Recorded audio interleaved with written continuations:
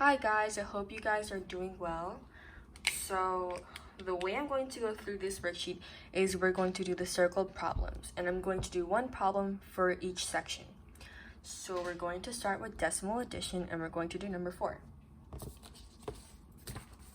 So we're adding 967.241 and 962.476.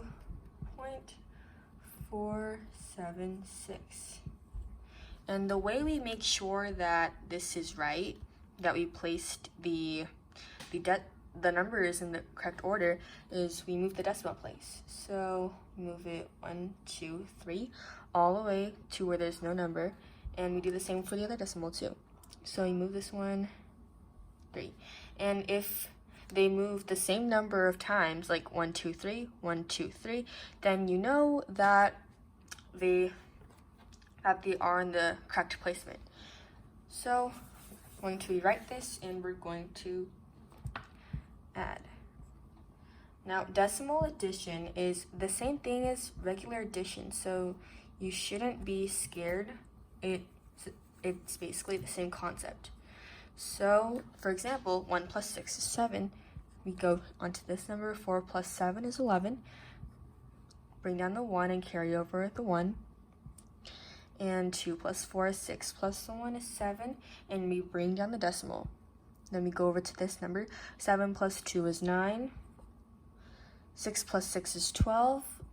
Leave the 2 and carry over the 1. And 9 plus 9 is 18 plus 1 is 19.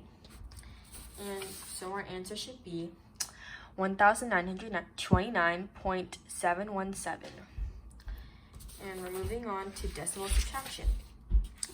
So we are going to do number 3. This is going to be a hard problem because it's going to be 403.926 minus 708.460. Now we're doing a smaller number minus a bigger number, and that's going to be hard to do. We can't do that. So in order to make it a larger number minus a smaller number, we need to flip it. So we're going to rewrite this so that the bigger number is on top. So it's going to be 708.460 minus 403.926. And because we flipped this, we want the answer to be the opposite, because if you're subtracting a bigger number from a smaller number, you're going to get a positive answer, right?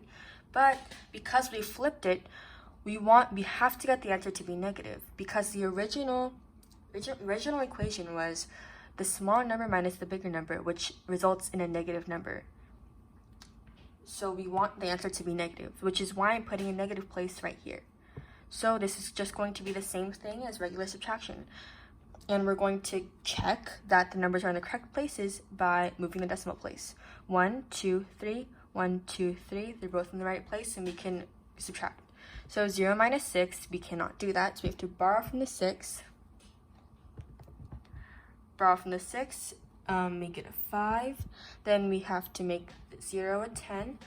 Then 10 minus 6, we can do that, so it's 4. 5 minus 2 is 3. And 4 minus 9, we can't do that, so we have to borrow from the 8. Borrow from the 8, make it a 7, and make the 4 a 14. 14 minus 9 is 5. Bring down the decimal. 7 minus 3 is 4. 0 minus 0 is 0. And 7 minus 4 is 3. So our answer should be negative 304.534. Now we're going to move on to the third section of the worksheet, which is reducing fractions to lowest term. And we're going to do number 1. So our fraction is 28 over 77. Now, what can we do? when you want to look at fractions and you want to reduce them, you want to look at each number and see what they can both be divided by. So let's see, can they be divided by 1? Yes, they can, but that wouldn't reduce anything, right? So can both of these numbers be divided by 2? This one, yes, but 77 cannot be divided by 2. So we're moving on. Can 20 be divided by 3? No. And can 77 be divided by 3? Nope. Can they be divided by 4? Nope. Can they be divided by 5? Nope. Can they be divided by 6? Nope. But let's go to 7. Can they be divided by 7? And yes, they can. So we are going to divide each of these numbers by 7. And when we divide them by 7, 20 divided by 7 is 4. And 77 divided by 7 is just 11. So our answer is just 4 over 11. 4 11ths. That wasn't so bad, right? And we're moving on to the last section of the worksheet, which is converting between percents and fractions. So we're going to the very last question, which is number 15. And so number 15, we have to convert 4/5 into a percentage. Now, for me, the easiest way to convert a fraction into a percentage is to set up a proportion. So this fraction is going to be equal to the percentage, which is x, the unknown value, over 100. And it's going to be like that because we don't know the value of x. We don't know the percentage yet. And every percentage is over 100. So we're going to cross multiply from here. 5 times x is 5x, and 4 times 100 is 400. Now,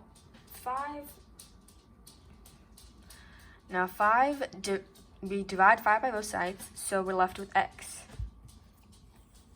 Divide 5 by both sides, and we are left with x is equal to 400 divided by 5. But 400 divided by 5, what is that? Well, 40 divided by 5 is 8, right? And we can, but there's an extra zero here, so we need to make it 80. Because 80 times 5 is 400. And we can check that by multiplying 80 by 5. Multiply that, this is 0, that is 40, and we get 400. So x is equal to 80. But we are not done yet. We need to put this value up in here. So it's going to be x is equal to 80 over 100, and 80. So the way we do this is we take 80, and the decimal is right here for now. But because there's 2 zeros in 100 and we're dividing 80 by 100, we need to move the decimal place 2 times to the left. Because we're not multiplying, we're dividing. So move it 2 times to the left.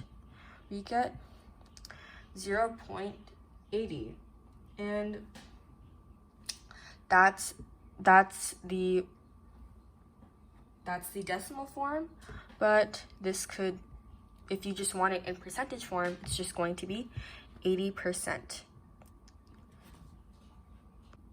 So it's going to be 80%, so we put percentage sign here if it wanted the percentage form, but if it asks for decimal, then this is the right answer.